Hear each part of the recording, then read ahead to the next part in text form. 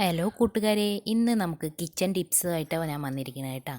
അപ്പോൾ ആദ്യം തന്നെ നമുക്ക് ഈ അരിയെല്ലാം നമ്മൾ സൂക്ഷിച്ച് വെക്കുന്ന പാത്രം ഉണ്ടല്ലോ, അതിൽ ചെറിയ ചെറിയ കുറിഞ്ചാത്തൻ, പിന്നെ ചെറിയ പാറ്റകൾ, ഇവയെല്ലാം കുറച്ച് അങ്ങോട്ട് അരിൻ്റെ പഴക്കമാകുമ്പോൾ ഇങ്ങനെ കാണാൻ തുടങ്ങൂല്ലേ.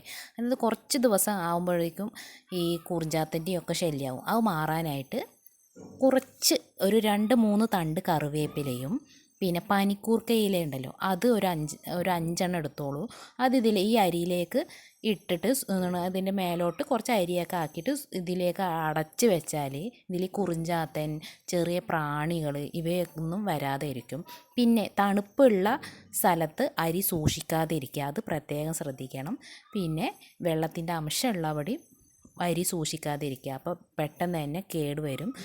ഇതെല്ലാം ഞാൻ പറഞ്ഞതെല്ലാം ഇതുപോലെ ചെയ്താൽ നല്ലൊരു ഉപകാരമായിരിക്കും. ഇനി അടുത്തത് വന്നിട്ട് ഈച്ചശല്യം പറഞ്ഞാൽ അമ്മേ, ഒരു തരത്തിലും മാറാത്ത ഈച്ചശല്യം.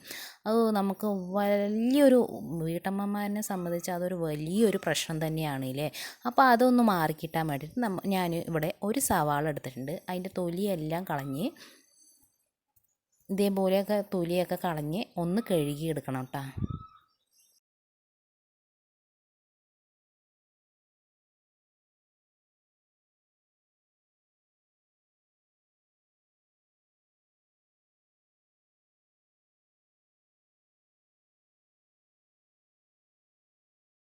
ഇനി നമുക്ക് ഈ സവാളൻ്റെ തൊലിയെല്ലാം കളഞ്ഞിട്ട് ഒന്ന് കഴുകിയതിന് ശേഷം നമുക്ക് ഇതിനെ ഒന്ന് ചെറുതായി അരിഞ്ഞെടുക്കണം.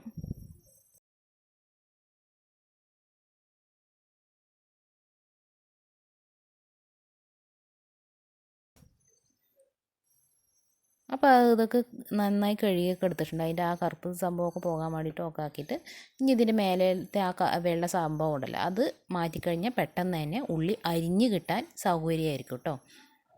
അപ്പോൾ ഇനി ഇതിനെ നമുക്ക് ചെറുതായി ഒന്ന് അരിഞ്ഞെടുക്കണം.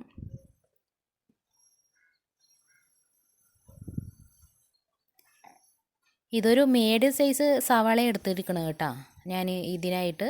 അപ്പോൾ നിങ്ങളും അതേപോലെ മീഡിയം സൈസ് സവാള തന്നെ എടുത്താൽ മതിയാകും കേട്ടോ. അപ്പോൾ ഒരു സവാളൻ്റെ പീസ് അരിഞ്ഞിട്ടുണ്ട്. ഇനി അടുത്തതും കൂടി ഇതേപോലെ ആ വെള്ള ഐറ്റംസ് അതിനൊന്ന് മാറ്റിയിട്ട് നമുക്ക് അരിഞ്ഞെടുക്കാവുന്നതാണ്.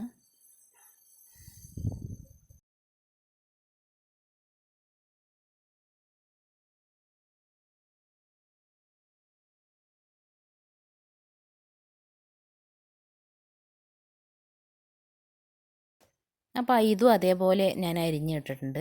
ഇനി ഇതിലേക്ക് നമുക്ക് ബേക്കിംഗ് സോഡയാണ് ആവശ്യം. ബേക്കിംഗ് സോഡ 2 ടേബിൾ സ്പൂൺ ഇട്ട് കൊടുക്കുന്നുണ്ട് കേട്ടോ. ബേക്കിംഗ് സോഡ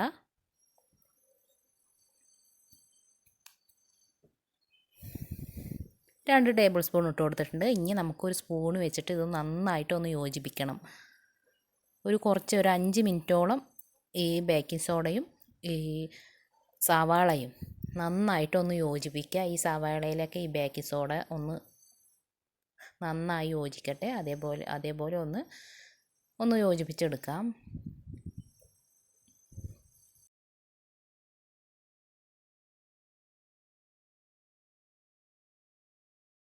നന്നായി യോജിച്ചിട്ടുണ്ട്. ഇത് നമുക്ക് നല്ല ഈച്ച ശല്യം ഉള്ള ഭാഗം ഉണ്ടല്ലോ, അവിടെ കൊണ്ടുപോയി വെച്ച് പറഞ്ഞാൽ ഇതിൻ്റെ മണമൊക്കെ കേൾക്കുമ്പോൾ ഈച്ചക്ക് ഒരു എന്തോ പോലെയൊക്കെ ആവും കേട്ടോ.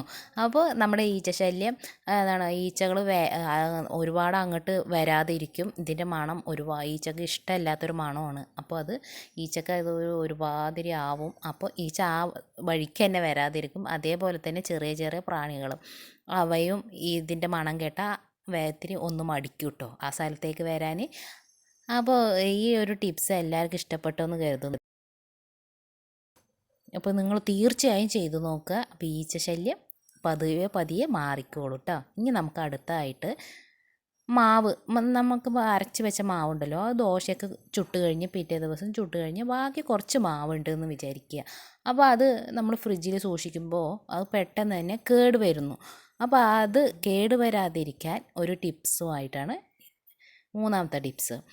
അപ്പോൾ നമുക്ക് എന്താ ചെയ്യാന്ന് പറഞ്ഞോ, ഈ ദോശമാവ് അരച്ച് അരച്ച് ചുട്ട ബാക്കി മാവ് ഉണ്ടാവുമല്ലോ, ആ മാവിലേക്ക് നമുക്ക് പുളിക്കാതിരിക്കാൻ ഒരു 2 ടേബിൾ സ്പൂൺ നല്ലെണ്ണ ഉണ്ടല്ലോ, നല്ലെണ്ണ ഈ മാവിലേക്കൊന്ന് ഒഴിച്ചു കൊടുത്തിട്ട് നന്നായി മിക്സ് ചെയ്യുക.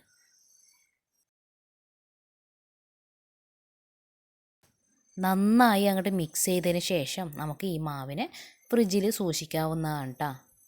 നന്നായി ഒന്ന് യോജിപ്പിക്കുക. എന്നിട്ട് ഫ്രിഡ്ജിൽ സൂക്ഷിച്ച് വെച്ചാൽ പിന്നെ നമുക്ക് ഈ മാവ് എടുത്തിട്ട് നന്നായിട്ട് ദോശ ചുടാനും ഒരു പുളിപ്പ്, അധികം പുളിപ്പൊന്നും ഇല്ലാതെ നല്ല അടിപൊളിയായിട്ട് ദോശയും കിട്ടും. അതേപോലെ തന്നെ നമ്മുടെ മാവ് കേടുവരാതെ ഇരിക്കും. ഒരാഴ്ച വരെ നമുക്ക് ഈ മാവ് കേടുവരാതെ സൂക്ഷിക്കാം കേട്ടോ. അതായത് നമ്മളിപ്പോൾ ഇങ്ങനെ കയ്യിലൊക്കെ ഇട്ട മാവാകുമ്പോൾ എങ്ങനെ ആയാലും ഫ്രിഡ്ജിൽ വെച്ചാൽ സൂക്ഷിച്ചാലും പെട്ടെന്ന് തന്നെ കേടുവരും. അപ്പോൾ അങ്ങനെ ആവാതിരിക്കാനാണ്. അപ്പോൾ എൻ്റെ എല്ലാ കൂട്ടുകാരും ഉണ്ടാക്കി നോക്കണം.